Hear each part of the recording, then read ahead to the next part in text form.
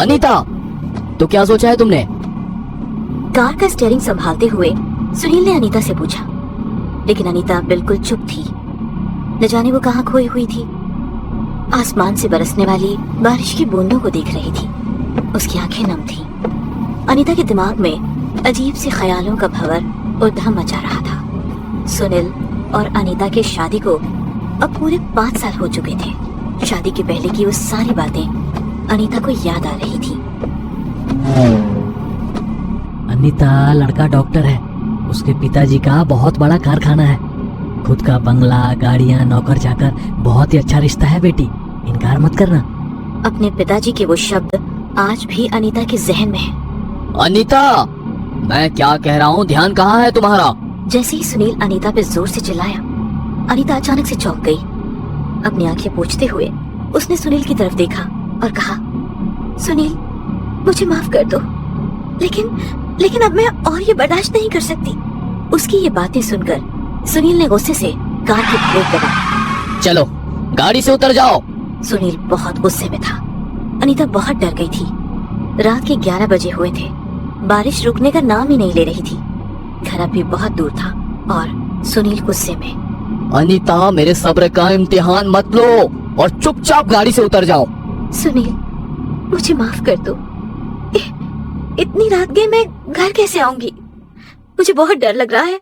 Sunil, please. भाड़ में जाओ तुम और तुम्हारी माफी। अगर तुम मर भी गई तो मेरे लिए अच्छा ही हो जाएगा, जान छूट जाएगी मेरी। जैसे ही अनीता गाड़ी से उतर गई, सुनील ने गाड़ी चालू कर ली और घर की ओर बढ़ने लगा। लेकिन ये सब अब अनीता के लिए कोई नई बात नहीं थी। मारना, पीटना, 3-4 दिन भूखी रहना, नौकरों से भी बदतर हालात में थी अनीता। बारिश में भीगते हुए उस वीरान सड़क पर अनीता किसी पुतले की तरह खड़ी सुनील की कार को जाते हुए देख रही थी। अब उसके पास कोई चारा नहीं था। वो पैदल घर की ओर बढ़ने लगी। मन में सैकड़ों ख्याल आ रहे थे। ऐसे जीने से तो मर जाना बेहतर है। किसी गाड़ी के नीचे छलांग लगाकर खुद को खत्म कर दूं। अचानक अनीता को किसी के रोने की आवाज आने लगी।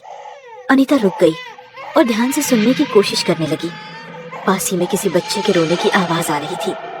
अनीता को बहुत अजीब लगा, क्योंकि आसपास न तो कोई गांव था, न ही कोई बस्ती। तो उस बच्चे की आवाज आ कहां से रही है? इससे वो बहुत हैरान हो गई। उसने पीछे मुड़ के देखा तो कोई पीछे नहीं था। अगर कुछ था तो सिर्फ और सिर्फ काला गहरा अंधेरा। अचानक वो आवाज एकदम से बंद हो गई। अनीता फिर से अपने घर की ओर बढ़ने लगी। दिमाग में अजीब अजीब ख्याल आ रहे थे। मन ही मन में भगवान से लड़ रही थी। हे भगवान, आखिर मेरी क्या गलती थी? मैंने आखिर कौन सा पाप किया था जो मेरे नसीब में इतने निर्दयी लोग आ गए? इस स्त्री जन्म से तो मौत ही बेहतर है। अनीता अपने ही ख्यालों में घर की ओर बढ़ रही थी। कुछ दूर चलने के बाद अनीता एक पुल पर आ गई। शहर से आने वाला गटर का पानी उस पुल के नीचे से नदी में मिश्रित हो जाता था। नाली का पानी बहुत जोर से बह रहा था। अचानक अनीता को किसी बच्चे के रोने की आवाज का एहसास हुआ कि ये आवाज उसे पहले भी सुनाई दे रही थी। अब उसने बच्चे को ढूंढना शुरू किया। बच्चे की आवाज उस पुल के नजदीक से आ रही थी। अनीता ने झुक के देखा तो एक बच्चा नाली के नजदीक से रेंगते हुए ऊपर की तरफ आ रहा था। वो समझ गई कि किसी ने अपनी अनचाही संतान को नाली में फेंक दिया था। अनीता बच्चे को उठाकर पुल पर आ गई। बच्चा जोर जोर से रो रहा था। अचानक अनीता को महसूस हुआ कि उसके पीछे कोई खड़ा है। अनीता ने पीछे मुड़ के देखा तो वो बहुत डर गई। सफेद कपड़े और खुले बाल, एक 12 से 13 साल की लड़की खड़ी थी। वो अनीता को घूरे जा रही थी। अनीता ने उस लड़की के पास जाकर कहा, बेटी, तुम्हारा नाम क्या है? और इतनी रात गए यहाँ क्या कर रही हो? वो लड़की निशब्द थी और बस अनीता को घूरे जा रही थी। जैसे ही उस लड़की का ध्यान अनीता के हाथ में रोने वाले बच्चे की ओर गया, आंखें बड़ी करके वो जोर से चिल्लाई। उसकी चीख से अनीता का कलेजा कांपने लगा। वो लड़की वहां से जोर से भागने लगी और उसने उस पुल के नीचे पानी में छलांग लगा दी। ये नजारा देखकर उसकी आंखें फटी की फटी रह गई। मदद के लिए उसने इधर उधर देखा तो सामने उसे कार की हेडलाइट्स दिखी। वो दौड़कर उस कार के पास गई तो उस कार में सुनील को देखकर उसे बहुत राहत मिली। कांपते हुए स्वर से उसने सुनील से कहा, सुनील, अभी अभी एक बच्ची ने पुल के नीचे पानी में छलांग लगाई है और इस बच्चे को कोई नाले में फेंक कर गया हुआ था। और जैसे ही उसने अपने हाथ में देखा तो वहाँ कोई बच्चा नहीं था। सुनील अचरज से उसकी तरफ घूरे जा रहा था और उसने पूछा, कौन लड़की, किसका बच्चा? ये कैसी बहकी बहकी बातें कर रही हो? बहुत हो गया तुम्हारा नाटक, अब चुपचाप गाड़ी में बैठो। डरते हुए अनीता गाड़ी में बैठ गई। पुल पर जो हुआ था उससे वो बहुत डर चुकी थी। करीब 1:30 बजे दोनों घर पहुंच गए। सुनील के पिताजी ने सुनील को डांटते हुए कहा, इसे रास्ते में क्यों छोड़कर आ गए थे, इडियट? अगर इसे कुछ हो जाता तो पुलिस हमें पकड़ लेती।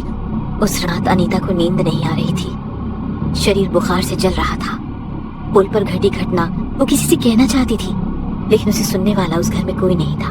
दूसरे दिन सुबह सुनील ने अनीता के मुंह पर पानी डालकर उसे जगा दिया और कहा, महारानी की तरह सो रही हो, सुबह के 7 बज चुके हैं, मुझे क्लिनिक जाना है। सारा काम निपटा कर अनीता ने नाश्ता टेबल पर लगा दिया। तभी सुनील की माँ ने सुनील से कहा, अब सुनील, तुमने अनीता से बात की? बात तो की है, लेकिन महारानी सुनने को राजी ही नहीं है। अनीता, अनीता! अपनी सास की आवाज सुनकर अनीता भागकर वहां आ गई। अब क्या हुआ माँ? तो क्या सोचा है तुमने? अपने सास की बात सुनकर अनीता की आंखें नम हो गई। अनीता ने अपने सास के सामने हाथ जोड़कर कहा, मुझे इस बच्ची को जन्म देना है सासू माँ।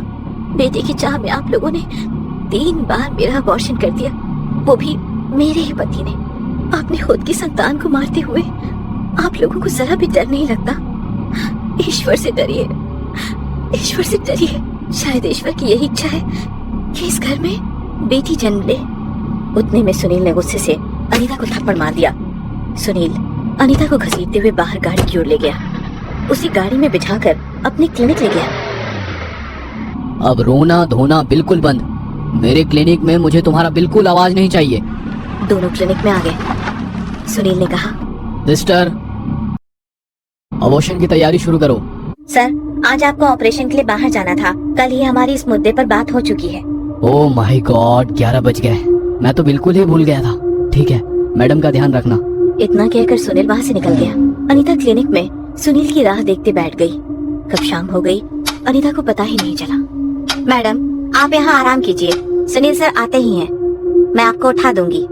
अनीता बेड पे लेट गई और सोची सोच में उसकी आंख लग गई। अनीता, अनीता चलो उठो जल्दी, घर जाना है, मैं तुम्हारा गाड़ी में इंतजार कर रहा हूँ। अनीता गाड़ी में बैठ गई। बरसात तो रुकने का नाम ही नहीं ले रही थी। कुछ ही दूरी पर वो पुल था जहाँ अनीता को अजीबोगरीब अनुभव हुए थे। वो बहुत डर गई थी। उतने में ही गाड़ी पंचर हो गई। ओह गॉड, इसे भी अभी पंचर होना था। तुम गाड़ी में बैठो, मैं टायर बदलता हूँ। अनीता गाड़ी में बैठे बैठे उस पुल को घूरे जा रही थी। अचानक उसे उसी बच्चे की रोने की आवाज सुनाई देने लगी। वो तुरंत गाड़ी से उतर गई और उसने देखा वही कल रात वाला बच्चा रोते रोते रेंगते हुए उसकी ओर बढ़ रहा था। उसे देखकर अनीता के रोंगटे खड़े हो गए। डर के मारे उसे कुछ सोच नहीं रहा था। उसने सुनील को आवाज लगाई, सुनील, सुनील, सुनील, कहाँ हो आप? सुनील, सुनील। लेकिन सुनील का कोई अता पता नहीं था। उतने में उस पुल पर 2 से 3 से 4 से 8 से 10 से 15 छोटे छोटे बच्चे रेंगते हुए अनीता की ओर बढ़ने लगे। अनीता डर के मारे पत्थर जैसी हो गई थी। उसे कुछ समझ नहीं आ रहा था। अचानक उसके पैरों पर कुछ हलचल महसूस हुई। उसने नीचे देखा तो उसका कलेजा कांप उठा, क्योंकि उसके पैरों पर उसका पति सुनील खून से लथपथ उसकी ओर बेबस नजरों से देख रहा था। वो उससे मदद की भीख मांग रहा था। उतने में अनीता की नजर सामने की ओर गई और जो उसने देखा मानो उसके होश उड़ गए। उसने देखा सामने वही 12-13 साल की एक लड़की खड़ी थी। उसके हाथ में एक लोहे का रॉड था जिससे खून की बूंदें टपक रही थी। वो लड़की अनीता के सामने आकर खड़ी हो गई। उसे देखकर अनीता की धड़कन रुक सी गई। अनीता की तरफ देखते हुए उसने जोर से आक्रोश किया और वो लोहे का रॉड सुनील की छाती में घुसा दिया। अनीता मैडम क्या हुआ? अनीता मैडम, अनीता मैडम क्या हुआ? अनीता नींद से जग गई तो वो क्लिनिक में ही थी। अनीता मन ही मन बोली, बाप रे, कितना भयानक सपना था। अनीता का दिल अभी भी जोर जोर से धड़क रहा था। खुद को संभालते हुए उसने सिस्टर की ओर देखा। सिस्टर का चेहरा बड़ा परेशान दिख रहा था। क्लिनिक के बाहर एक कांस्टेबल खड़ा था। अनीता ने घड़ी में देखा तो सुबह के 6 बजे हुए थे। मैडम, आपको हमारे साथ चलना होगा।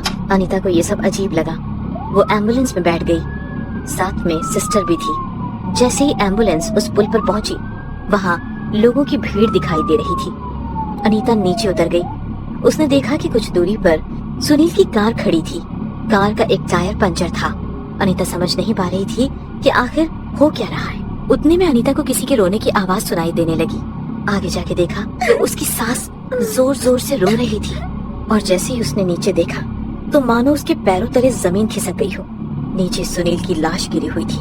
किसी ने उसकी छाती में लोहे की रॉड घुसाई हुई थी, बिल्कुल अनीता के सपने की तरह। वो बस डर भरी आंखों से सुनील का शव देख रही थी। उतने में उसने पीछे से कुछ लोगों की आवाज सुनी। डॉक्टर था, सुना है वह अवैध रूप से भ्रूण का लिंग परीक्षण करता था, और अगर लड़की हो तो उसे अबॉर्ट करके फिट्स नाले में फेंक दिया करता था। ना जाने उसे किसने मार दिया। खुद पुलिस भी परेशान है। कहते हैं ना, पापियों का पाप अगर हद से बढ़ जाए तो ईश्वर किसी न किसी रूप में उनको सजा दिलवा कर ही रहता है। अनीता बस शांत खड़ी हुई थी। उसके कोख में पलने वाली बच्ची को अब जन्म लेने से कोई नहीं रोक सकता था।